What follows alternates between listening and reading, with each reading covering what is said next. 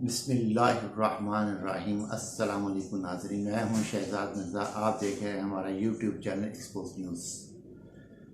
नाज़रीन, 17 जुलाई तक 3 दफ़ा वज़ीर आला बनने वाला पंजाब का वज़ीर आला हमज़ा शहबाज रात के अंधेरे में चोरों की तरफ लंदन फ़रार हो गया और अपने जो इसके मशीर हैं और वज़ीर जो थे उनको इस्लामाबाद भेज दिया गया कि वो वफाकी हुकूमत की जो पुलिस है उनके हिफाजत में रहें वो लोग, ताकि उनको कुछ कह ना सके।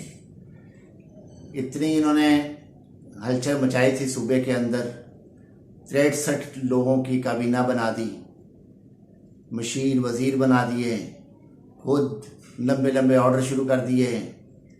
मुफ्त दवाइयाँ दे रहा था ये शख्स, 100 यूनिट फ्री कर रहा था ये आवाम के लिए, और अपने ताया के नक्शे कदम पे चलते हुए रात के अंधेरे में मुल्क से फ़रार हो चुका है।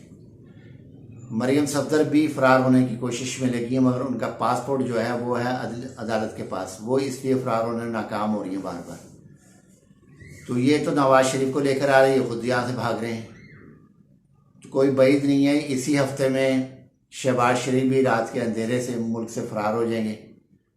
उम्मीद तो बड़ी है, जैसे कि हालात चल रहे हैं इनके ख़िलाफ़, हर हालात इनके ख़िलाफ़ जा रहे हैं, हर फैसले इनके ख़िलाफ़ जा रहे हैं।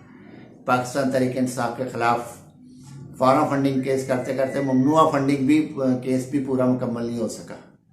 उसमें भी कई ऐसे, क्योंकि फ़ैसला लिखा नहीं गया, लिखवाया गया फैसला इलेक्शन कमीशन का अपना नहीं है, फैसला इलेक्शन कमीशन से लिखवाया गया है।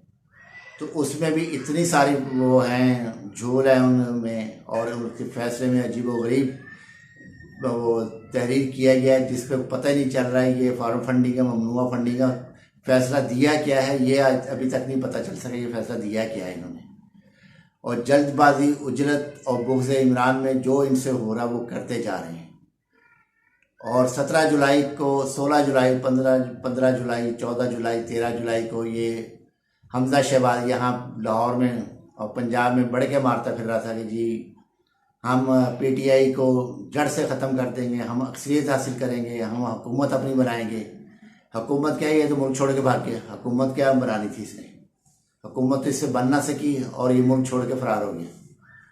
तो नाज़रीन, जो लोग जिन इमरान खान 10 अप्रैल से उतरे हुए हैं वज़ारत उज़्मा से, अप्रैल, मई, जून, जुलाई, अगस्त, 5 महीने हो गए हैं। वो 5 महीने में मुल्क से ना उन्होंने फ़रार हुए हैं, बल्कि वो कह रहे हैं मेरा नाम ECL में डाल दो, मुझे खुशी होगी कि ना मेरा कोई बाहर है, ना मैंने कहीं जाना है, ना मेरा बाहर बैंक बैलेंस है, ना कोई बिल्डिंग है, ना महल है, ना टावर्स हैं, मेरा कोई कुछ नहीं बाहर, ना मुझे बाहर जाना है कहीं। तो मेरा डालना ECL में नाम डाल दो, उनको कोई फ़र्क नहीं पड़ता। तो जिनके नाम ECL में थे उन्होंने अपने नाम ECL से निकलवाए हैं और मुल्क से फ़रार हो गए। बहुत जल्द चंद और अहम रुकन इनके जो हैं, इनके करीबी हमज़ा शहबाज के, वो भी मुल्क से फ़रार होने की कोशिश में लगे हुए हैं। वो भी इसी हफ्ते में मुल्क से फ़रार हो जाएंगे। तो इसी तरह वफाक से भी कुछ मेम्बरान हैं, कुछ वफाकी वज़रा हैं जो कि शहबाज शरीफ के बहुत करीब हैं, क्योंकि अब उन्होंने देख लिया है कि अदम एतमाद तहरीक आ रही है, PTI अदम एतमाद तहरीक लेकर आ रही है। अदम एतमाद में हमने गिर जाना है, हमारे बस में कुछ नहीं रहना, ना हमने कुछ कर सकना है। उससे पहले इन्होंने यहाँ से फ़रार हो जाना है। तो मुल्क को इन्होंने तबाह कर दिया, मुल्क की मईशत को तबाह कर दिया। लोग इस वक्त मर रहे हैं, लोग इस वक्त लाशें तैर के आ रही हैं, और मुल्क की बुरी हालत है, मुआशी हालत इतनी बुरी हो चुकी है कि लोग गरीब मर रहे हैं, भूख से मर रहे हैं। बिजली के बिल ऊपर जा रहे हैं, इंतहा से ऊपर बिजली के बिल जा रहे हैं। गैस में इजाफा, महंगाई में 40% से ज़ायद इजाफा, डॉलर में 68 रुपये से ज़ायद इजाफा, हर चीज़ इजाफा होता जा रहा है, हर चीज़ का इजाफा होता जा रहा है। और दूसरी जानिब जो कल हेलीकॉप्टर हुआ है, तबाह हुआ है, जिसमें पाकिस्तान के ऑफिसर्स भी और जवान भी शहीद हुए हैं, उसकी अभी तक सिर्फ जुमलेबाजी हो रही है, अभी तक कोई तहकीकात का ऑर्डर नहीं दिया गया। और जनरल सरफराज की जगह लेफ्टिनेंट जनरल आसिफ गफूर साहब को कोर कमांडर क्वेटा तैनात किया गया है, तो इस तरीके से उनको वहाँ पे किया गया है और उनकी जगह फिल की गई है। तो इसी तरीके से तमाम कोर कमांडर, 2-3 कोर कमांडर और तब्दील होंगे और अपनी अपनी जगह पे लेकर जाएंगे ये लोग। बहरहाल इनका अपना सेटअप है, जो भी ये करना चाहते करें। बहरहाल इस वक्त मुल्क जो है मुकम्मल तौर पे मुआशी तौर पे तबाह हो चुका है, ज़राई तौर पे तबाह हो चुका है, पैदावार के लिहाज से तबाह हो चुका है और सनत से तबाह हो चुका है, एक्सपोर्ट में तबाह हो चुका है। कोई मुल्क का मुस्तकबिल नज़र नहीं आया, मुस्तकबिल बिल्कुल तारीक हो चुका है।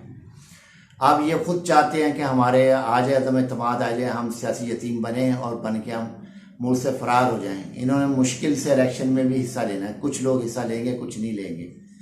अक्सरियत जो है मुस्लिम लीग नून को उम्मीदवार नहीं मिलेंगे, ना कौमी असम्बली के लिए ना सूबाई असम्बली के लिए, क्योंकि इनका वक़ार और मजरूह गिर चुका है। ना कुछ इनकी पार्टी की साख रह चुकी है, पार्टी बिल्कुल ज़ीरो हो गई इनकी। और इस वक्त अगर कोई हो रहा है तो वो सिर्फ़ और सिर्फ पीटीआई की टिकट के लिए लोग कोशिश कर रहे हैं किसी तरीके से टिकट मिले। और इसमें से बेशतर लोग जो हैं कौमी असम्बली के और सूबाई असम्बली पंजाब के, मुस्लिम लीग के जो अरकान असम्बली हैं सूबाई और कौमी, ये पीटीआई के राब्ते में हैं। वो टिकट के लिए इंश्योर कर रहे हैं कि हमें टिकट मिल सकती है तो हम आने को तैयार हैं, वो आज भी आ जाएं। और इनका जो पंजाब का लीडर है वो तो भाग गया यहाँ से।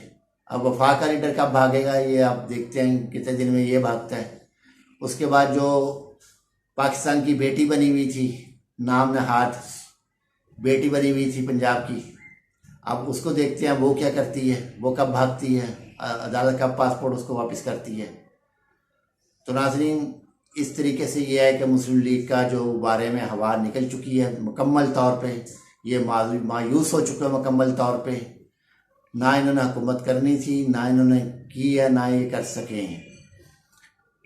तो नाज़रीन वीडियो अच्छी लगे शेयर करें, लाइक करें और हमारा चैनल सब्सक्राइब करें। शुक्रिया।